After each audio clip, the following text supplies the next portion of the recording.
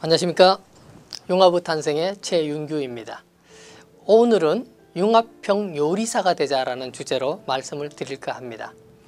제가 항상 했던 얘기가 융합은 쉽다. 융합은 생활 속에서 발견할 수 있다고 얘기했죠.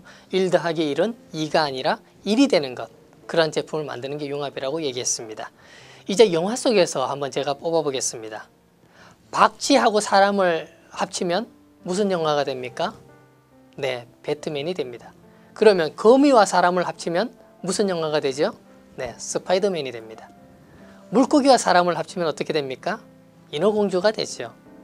로봇과 사람을 합치면 어떻게 됩니까? 트랜스포머가 됩니다. 그러면 마법사와 사람을 합치면 어떻게 됩니까? 해리포터가 됩니다. 발상은 다 똑같습니다. 사람의 무엇인가 합쳤는데 결과물은 어떻게 됐죠? 배트맨도 되고 스파이더맨도 되고 해리포터도 됩니다. 생각의 틀, 그 틀만 약간 빼면 우리는 해리포터의 조앤 롤링처럼 엄청난 작품, 엄청난 영화들을 만들어낼 수 있습니다. 실례로 제가 봤던 영화 중에 하나, 이런 영화가 있습니다. 애정결핍이 두 남자에게 미치는 영향이라는 영화인데요. 이 영화에 보면 주인공 말고 조연이 한 명 나오는데 이 조연은 한여름에 붕어빵 장사를 합니다. 그 장면을 쭉 보면서 이런 생각을 해봤습니다. 저 사람은 도대체 생각을 안 하는가? 왜 한여름에 붕어빵을 팔고 있지? 그러면서 제 나름대로 이런 생각을 했습니다. 어떤 제품을 만들어서 출시를 할 때 제품 출시 시기가 적당한가를 먼저 한번 파악해보자. 붕어빵, 따뜻한 붕어빵은 겨울에 파는 거다. 여름은 아니다. 그러면 한여름에 나 혼자 붕어빵을 팔고 있을 때 이런 생각도 한번 해야 되지 않겠습니까? 왜 다른 사람이나 다른 기업에서는 장사를 하지 않을까? 뭔가 이유가 있을 거다.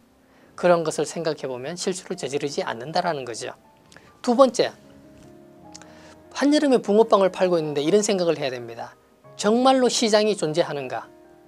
더워서 존재하지 않는다면 발상을 바꿔야 됩니다. 여름에 너무 덥기 때문에 사람들이 붕어빵을 사 먹지 않는다. 그렇다면 나는 발상을 바꾸겠다. 붕어빵에다가 아이스크림을 결합하겠다. 어떻습니까? 모 제품 회사에서 붕어빵 아이스크림을 만들었죠. 그 다음에 더 나아가서 이런 생각도 해야 됩니다. 더워서 붕어빵이 팔리지 않는다. 그러면 나는 붕어빵을, 팥 들어간 붕어빵이 아니라 이 시대 사람들에게 지나가면서 먹을 수 있는 한 끼 식사가 되게 만들겠다. 그러면 이제 어떻게 해야 되죠? 붕어빵과 한 끼 식사가 하나로 합쳐지려면 햄이나 소세지, 샐러드 같은 게 그 속에 들어가야 됩니다. 그러면 기존에 없던 제품이 나올 수 있다는 거죠. 또 하나 생각할 것, 세 번째, 제품을 판매할 만큼 시장 규모가 충분한가입니다. 한여름에 호기심으로 한두 명은 붕어빵을 와서 사서 먹을 수는 있지만 장사가 되기 위해서는 엄청난 많은 단골과 지나가는 사람들이 사줘야 된다는 거죠. 그러면 여름의 뜨거움을, 더위를 뜨거움으로 이기자. 이열치열 제품이 되는 붕어빵을 만들면 또한 팔릴 거다라는 겁니다. 그리고 네 번째는 같은 동네 상권을 놓고 나와 경쟁하는 사람이 없는가를 고민을 해야 됩니다.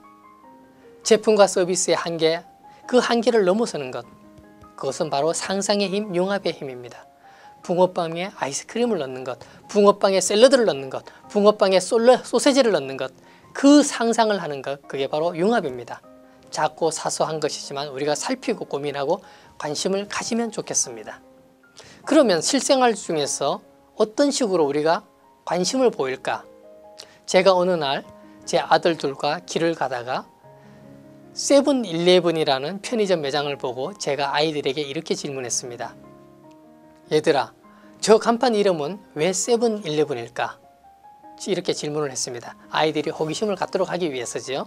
그랬더니 제 큰 둘째 아이가 이렇게 얘기를 했습니다. 아빠, 사장님 생일이 7월 11일 아닐까요? 그 얘기를 듣고 옆에 있던 제 큰아들이 이렇게 얘기했습니다.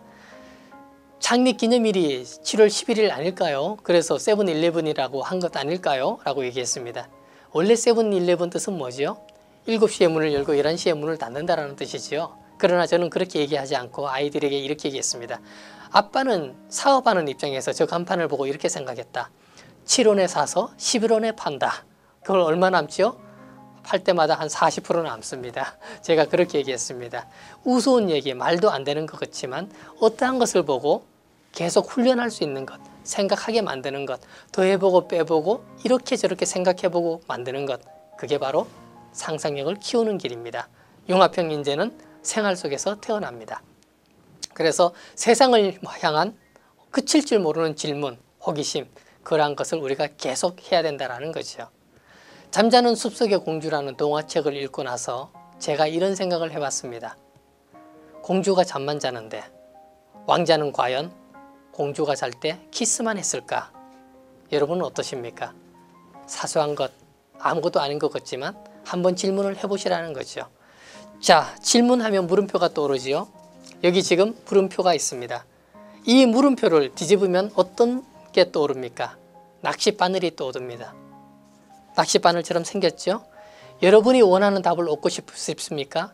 여러분이 원하는 답을 낚아채고 싶습니까? 그러면 세상을 향해서 질문을 던져야 합니다. 이제 질문을 던지십시오. 그러면 여러분이 원하는 것을 만들어낼 수 있습니다. 또한 질문만 던지는 게 아니라 이제 내가 생각했던 것 A와 B를 합쳤을 때 어떤 것을 만들어내는 것인가 라고 할 때는 요리사의 마음을 가져야 됩니다. 요리사는 어떻습니까? 수많은 재료를 가지고 요리를 합니다. 그런데 잘 못하는 요리사는 이 재료 저 재료를 막 섞어서 재료의 맛이 뭔 맛인지 아무도 모르게 만듭니다. 그러나 정말 훌륭한 요리사는 각각 재료의 고유한 맛을 그대로 지니게 만듭니다. 그게 훌륭한 요리사입니다. 융합은 과거와 현재도 합칠 수가 있고요. 과거와 미래도 합칠 수가 있고 동양과 서양도 합칠 수가 있고 전통과 첨단도 합칠 수가 있습니다. 그러나 그렇게 합칠 때 각각의 고유한 성질을 그대로 유지하도록 만드는 것, 그게 컨버전스의 핵심입니다. 이제 우리 모두 유능한 훌륭한 요리사가 되기 위해서 고유의 성질을 지닌 제품을 만드는 그런 아이디어들을 개발해 보도록 합시다. 감사합니다.